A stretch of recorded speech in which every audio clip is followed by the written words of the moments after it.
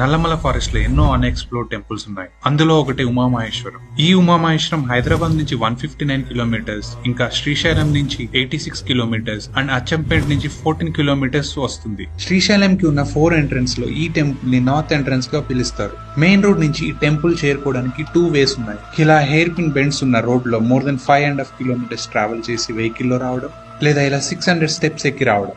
మన Vedic scriptures లో ఈ టెంపుల్ ని చాలా చోట్ల మెన్షన్ చేశారు. అసలు ఈ టెంపుల్ ని విజిట్ చేయకపోతే మన శ్రీశైల దర్శనం కంప్లీట్ కానట్లు.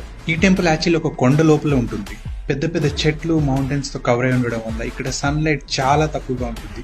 సో ఇయర్ మొత్తం ఇక్కడ టెంపరేచర్స్ బిలో నార్మల్ ఉంటాయి. టెంపుల్ పక్కనే పాపనాశనం ఉంటుంది. ఇక్కడ సీజన్ తో సంబంధం లేకుండా 365 డేస్ వాటర్ ఉంటాయి.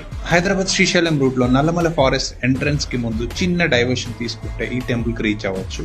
ఈసారి శ్రీశైలం విజిట్ చేసినప్పుడు don't miss this temple. So ఇంకెందుకు లేట్, మీ ఫ్రెండ్స్ అండ్ ఫ్యామిలీకి షేర్ చేసి ప్లాన్ చేయండి.